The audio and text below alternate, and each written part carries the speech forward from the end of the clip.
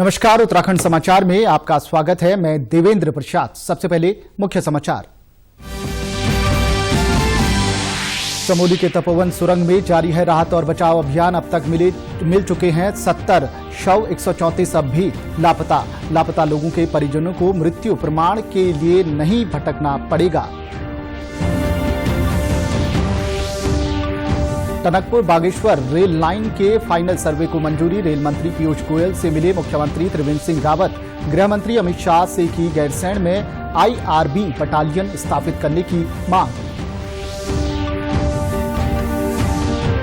गैरसैंण में 1 मार्च से शुरू होगा बजट सत्र। विधायकों के लिए भी कोरोना टेस्ट जरूरी। दर्शक दीर्घा में भी सीमित लोगों को मिलेगा प्रवेश।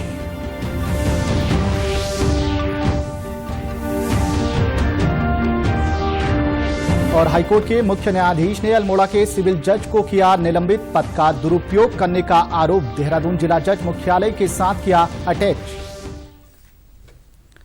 अब समाचार विस्तार से।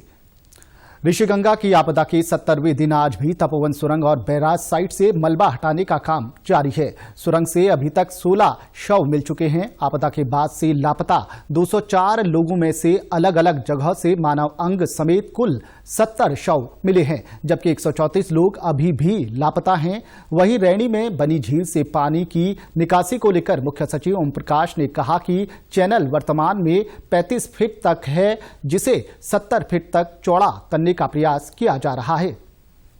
वो जो चैनल है उसको चौड़ा करने का काम चल रहा है जी। अभी वो 35 फीट है, उसको हम लोग 70 फीट तक चौड़ा करें। आपदा प्रबंधन विभाग के सचिव SA मुरुगेशन ने बताया, टनल के दोनों तरफ सर्च अभियान जारी है। जो टनल एज वेल एज जो रिवर साइड है, दोनों की जगह में हमारा सर्च अभियान है वो लगातार जारी है। अभी एज ऑन डेट हमारा 70 बॉडीज मिल गया है और इसके अलावा कुछ बॉडी पार्ट्स भी कहीं कहीं पे डाउनस्ट्रीम में मिला है। उसका शिनाख्त करने के लिए भी कार्रवाई चल रहा है। और लगातार जो टनल के अंदर हमारा जो मलबा निकालने का और उसके साथ जो सर्च है वो लगातार जारी है। वहीं आपदा में लापता लोगों के परिजनों को मृत्यु प्रमाण पत्र के लिए भटकना नहीं होगा। सचिव अमित नेगी ने जिलाधिकारियों को मृत्यु प्रमाण पत्र देने संबंधी निर्देश जारी किए हैं। इसके तहत आपदा में लापता हुए लोगों को 3 वर्गों में बांटा गया है। पहले वर्ग में स्थानीय निवासी, दूसरे वर्ग में प्रदेश के अन्य जिलों के निवासी व तीसरे वर्ग में अन्य प्रदेशों के निवासियों को शामिल किया गया है। लापता होने वाले सभी लोगों को उनके मूल निवास स्थान से संबंधित अधिकारी की पुष्टि के बाद मृत्यु प्रमाण पत्र जारी किया जाएगा। मुख्यमंत्री त्रिवेंद्र सिंह रावत ने आज नई दिल्ली में केंद्रीय रेल मंत्री पीयूष गोयल से भेंट की। मुख्यमंत्री के अनुरोध पर रेल मंत्री ने टनकपुर बागेश्वर रेल लाइन के फाइनल लोकेशन सर्वे की स्वीकृति दी। केंद्रीय रेल मंत्री ने हरिद्वार रायवाला सेक्शन में वर्तमान सिंगल लाइन के दोहरीकरण और देहरादून ऋषिकेश के मध्य सीधी रेल सेवा उपलब्ध कराने के लिए भी रेल अधिकारियों को आदेश दिए हैं। केंद्रीय मंत्री ने कहा कि उत्तराखंड में स्विट्जरलैंड की तर्ज पर रोपवे बनाने के लिए रेल मंत्रालय द्वारा अध्ययन कराया जाएगा। मुख्यमंत्री त्रिवेंद्र सिंह रावत ने कल नई दिल्ली में केंद्रीय गृह मंत्री अमित शाह से भेंट कर उन्हें विगत में जोशीमठ क्षेत्र में आई आपदा में राहत व बचाव कार्यों की जानकारी दी। मुख्यमंत्री ने केंद्रीय गृह मंत्री से राज्य में उत्तराखंड हिमनद एवं जल संसाधन शोध केंद्र की स्थापना का अनुरोध किया। मुख्यमंत्री ने राज्य के दुर्गम आपदा संभावित क्षेत्रों और अंतर्राष्ट्रीय सीमाओं की निरंतर देखरेख एवं निगरानी हेतु एक हेलीकॉप्टर उपलब्ध कराने का अनुरोध किया। आपदा प्रबंधन व सीमा प्रबंधन के दृष्टिगत गैरसैंण में IRB बटालियन स्थापना की स्वीकृति का भी अनुरोध किया। मुख्यमंत्री सड़क परिवहन और राजमार्ग मंत्री नितिन गडकरी से भी मिले। मुख्यमंत्री के अनुरोध पर केंद्रीय मंत्री ने ISBT देहरादून बस अड्डा की सड़क परियोजना के लिए 48 करोड़ रुपए की स्वीकृति पर सहमति दी। केंद्रीय मंत्री ने कहा कि रुद्रप्रयाग टनल निर्माण के लिए लगभग 225 करोड़ रुपए स्वीकृत हो गए हैं। इस पर आवश्यक कार्रवाई शुरू कर दी गई है। इसके साथ ही उत्तराखंड में नए राष्ट्रीय राजमार्ग में बाईपास की गई पुरानी सड़कों के सुदृढ़ीकरण के लिए भी 69 करोड़ रुपए स्वीकृत किए गए हैं। इसके अलावा मुख्यमंत्री केंद्रीय जल शक्ति मंत्री गजेंद्र सिंह शेखावत से भेंट की। मुख्यमंत्री ने उत्तराखंड में 6 सीवेज शोधन संयंत्र और सीवर लाइन के प्रस्ताव को मंजूरी देने का अनुरोध किया। मुख्यमंत्री ने नमामि गंगे के अंतर्गत उत्तराखंड में गंगा और उसकी सहायक नदियों पर 8 स्नान व मोक्ष घाट के प्रस्ताव को भी स्वीकृति देने का आग्रह किया। मुख्यमंत्री के अनुरोध पर केंद्रीय मंत्री ने कहा कि लखवाड़ परियोजना पर कैबिनेट क्लियरेंस और किसाऊ परियोजना पर राज्यों के बीच में समझौता भी जल्द ही हो जाएगा। प्रदेश का विधानसभा का बजट सत्र 1 मार्च से भराड़ीसैंण गैरसैंण में शुरू हो रहा है। विधानसभा अध्यक्ष प्रेमचंद अग्रवाल ने बजट सत्र की तैयारियों और सुरक्षा को लेकर उच्च अधिकारियों की बैठक ली। उन्होंने कहा कि कोविड-19 को देखते हुए सुरक्षा के सभी प्रबंध किए जाएंगे। विधानसभा अध्यक्ष ने कहा कि सभी विधायकों को सत्र से पहले कोरोना का RT-PCR टेस्ट कराना अनिवार्य होगा। इसके अलावा सत्र से जुड़े सभी अधिकारियों और कर्मचारियों का भी RT-PCR टेस्ट होना आवश्यक है। उन्होंने बताया कि प्रवेश द्वार पर सभी लोगों का थर्मल स्कैनिंग होगी और सैनिटाइजेशन किया जाएगा।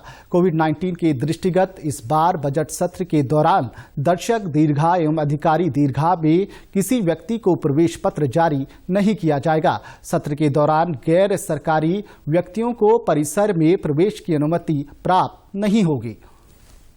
हमारा 1 तारीख से और भराड़ीसैंण में बजट सत्र प्रारंभ हो रहा है। उसके लेके व्यवस्था की बैठक और सुरक्षा संबंधी बैठक हमने यहाँ पे देहरादून में की है। व्यवस्थाओं की यदि मैं बात करूँ तो हमारे भराड़ीसैंण में व्यवस्थाओं के लिए हम लोग पूरी तरह से तैयार है। और सुरक्षा के संबंध में बैठक आप जानते भी हैं कि उसके लिए हम लोग पहले से हम सारी बातचीत करते हैं। सभी बिंदुओं पर हमने बातचीत की है। लेकिन एक मुख्य बात यह है कि अब की बार भी हम लोग जितने भी हमारे लोग चाहे विधायकगण होंगे, चाहे कर्मचारी अधिकारीगण होंगे या जो भी होंगे, वो RT-PCR टेस्ट करा के ही उनको जिनकी नेगेटिव रिपोर्ट होगी उनको एंट्री मिलेगी। दूसरा ये है कि चाहे माननीय पूर्व विधायक हों, चाहे दर्शक हों, चाहे अन्य ऐसे लोग हों जो अपेक्षित नहीं है सदन में, उनको बैठने के लिए अभी अनुमति नहीं होगी। उत्तराखंड में कोरोना के आंकड़े भले ही पहले के मुकाबले कम हो गए हो, लेकिन कोरोना अभी पूरी तरह से खत्म नहीं हुआ है। अन्य राज्यों में कोरोना के बढ़ते मामलों को देखते हुए आज से Dehradun railway station, Jolly Grant airport और उत्तराखंड की सीमाओं पर रैंडम कोरोना टेस्टिंग शुरू हो गई है। 5 राज्यों से आने वाले लोगों पर खास नजर रखी जाएगी। उनमें महाराष्ट्र, गुजरात, केरल, मध्य प्रदेश और छत्तीसगढ़ शामिल है। इन 5 राज्यों से आने वाले लोगों की रैंडम जांच की जाएगी। स्वास्थ्य महानिदेशक डॉक्टर अमिता उप्रेती का कहना है कि कोविड-19 गाइडलाइन का सख्ती से पालन किया जाएगा। गाइडलाइंस बिल्कुल वैसी ही हैं। अभी किसी प्रकार की ढिलाई बिल्कुल नहीं है। मास्क बिल्कुल पहनना है, सबको स्ट्रिक्टली पहनना है, सैनिटाइजेशन करना ही करना है। हमारे द्वारा ये कहा गया है कि स्ट्रिक्टली उनको वो देखना है, चेक करना है। कोई भी ऐसा इन्फेक्टेड केस हमारे राज्य के अंदर नहीं आना चाहिए और हम बिल्कुल स्ट्रिक्ट सुपरविजन कर रहे हैं। वहीं प्रदेश में बीते 24 घंटे में एक कोरोना मरीज की मौत हुई और 54 नए संक्रमित मामले मिले हैं। कुल संक्रमितों की संख्या 96,773 हो गई है, जबकि आज 38 मरीजों को ठीक होने के बाद घर भेजा गया है। वर्तमान में 423 सक्रिय मरीजों का इलाज चल रहा है। आज 7 जिलों में कोरोना संक्रमण का नया मामला नहीं मिला है। आज प्रदेश में 98 सत्रों में 3,982 लोगों का टीकाकरण किया गया। अब तक कुल 12,021 लोगों को टीके की दूसरी खुराक दी जा चुकी है। नैनीताल हाईकोर्ट के मुख्य न्यायाधीश ने अल्मोड़ा के सिविल जज सीनियर डिवीजन अभिषेक कुमार श्रीवास्तव को तुरंत प्रभाव से निलंबित कर दिया है। रजिस्ट्रार जनरल धनंजय चतुर्वेदी ने जज के निलंबन के आदेश जारी कर दिए हैं। सिविल जज पर आरोप है कि उन्होंने और उनके परिवार के सदस्यों ने एक आरोपी की निजी कार का उपयोग दिल्ली, गाजियाबाद और नोएडा में रिश्तेदारों से मिलने के लिए किया। आरोपी के केस की सुनवाई सिविल जज की कोर्ट में ही चल रही है। निलंबन के दौरान जज को देहरादून जिला जज के यहां अटैच किया गया है। आखिरकार 11 महीनों के बाद चंपावत जिले से लगे नेपाल बॉर्डर को सशर्त खोल दिया गया है। नेपाल प्रशासन ने कुछ शर्तों के साथ सीमा खोली है। नेपाल जाने वाले भारतीय और नागरिकों को कोविड रिपोर्ट दिखानी होगी या टेस्ट कराना होगा। इसके अलावा भारतीय निजी वाहनों को नेपाल में प्रवेश की इजाजत नहीं है। ट्रांसपोर्ट या सामान ले जाने वाले वाहनों को राहत दी गई है। बीमार और अत्यंत आवश्यक कार्य से जाने वाले वाहनों को भी छूट मिलेगी। हालांकि इसका फैसला नेपाल प्रशासन लेगा। बनबसा से नेपाल के प्रवेश द्वार गड्डा चौकी में पंजीकरण फॉर्म भरना होगा। पूर्णागिरी तहसील के उप जिलाधिकारी हिमांशु कफलतिया ने बताया कि कोविड के कारण बीते 11 माह से बंद पड़ी भारत नेपाल सीमा भारतीयों के लिए नेपाल सरकार द्वारा खोल दी गई है। जो हमारे भारत नेपाल सीमा है, यहाँ पर बनबसा और टनकपुर जो चेक पोस्ट है उसको क्लोज कर दिया था। लेकिन अभी करीब 10 महीने बाद नेपाल सरकार द्वारा दोबारा से जो सारे बॉर्डर्स हैं वो खोल दिए गए हैं। इस संबंध में हमारी नेपाल के जो जिला प्रशासन है कंचनपुर, उनसे बात हुई है। तो उनका ये कहना है कि बनबसा बॉर्डर फिलहाल खोल दिया गया है, और लेकिन जो भी भारत का व्यक्ति नेपाल जाना चाहता है उसके लिए उन्होंने कोविड नेगेटिव रिपोर्ट जो है वो कंपलसरी है। साथ ही अभी जो प्राइवेट व्हीकल्स हैं वो उन्होंने अलाउ नहीं किए हैं। उनका ये कहना था कि कम से कम 10 से 15 दिन और लग जाएंगे, जबकि वो प्राइवेट व्हीकल्स को भी अलाउ कर देंगे। वन मंत्री हरक सिंह रावत ने कहा है, असंगठित क्षेत्र के श्रमिकों के लिए प्रधानमंत्री श्रम योगी मानधन पेंशन योजना चलाई जा रही है। कोटद्वार में मीडिया से बातचीत में उन्होंने कहा कि 18 वर्ष से 40 वर्ष आयु वर्ग के श्रमिक इस योजना का लाभ ले सकते हैं। उन्होंने बताया कि श्रमिक लाभार्थी जितना योगदान देगा उतना ही योगदान केंद्र सरकार वहन करेगी। उन्होंने बताया कि लाभार्थी की उम्र 60 साल होने के बाद उसे 3000 रुपये प्रति माह पेंशन दी जाएगी। अगर कोई भी व्यक्ति ये कहता है कि मेरी 15,000 से कम आमदनी है साल पर मंथ, वो इस प्रधानमंत्री श्रम योगी मानधन योजना का लाभ उठा सकता है। अगर 18 साल की उम्र है तो 55 रुपये उसको देना है। 55 रुपये भारत सरकार उसमें इस योजना में डालेगी, और 60 साल की उम्र के बाद उसको 3000 रुपये पेंशन मिलेगी। अगर उसकी उम्र 40 वर्ष है तो उसको 200 रुपये उस बहन को देना है, और 200 रुपये भारत सरकार उसमें सहयोग करेगी। 3000 रुपये महीना 60 साल उम्र होने के बाद उसको पेंशन मिलेगी। सहायक श्रम आयुक्त अरविंद कुमार सैनी ने बताया कि पेंशन के लिए व्यक्ति को अपना आधार कार्ड, बैंक की पासबुक और फोटो किसी भी जन सुविधा केंद्र में पंजीकरण करवाना होता है। इसके लिए व्यक्ति की मासिक आय 15,000 रुपये होनी चाहिए। ये जो एक पेंशन योजना है, ये माननीय प्रधानमंत्री नरेंद्र मोदी जी के प्रयासों से और उनकी इस मंशा के साथ शुरू हुई थी कि कोई भी व्यक्ति 60 साल के बाद किसी पर निर्भर न रहे, सभी को पेंशन मिले।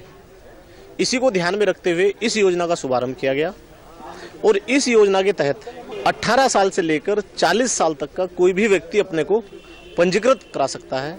पंजीकरण के दौरान उसको बहुत ज़्यादा डॉक्यूमेंटेशन की जरूरत नहीं है।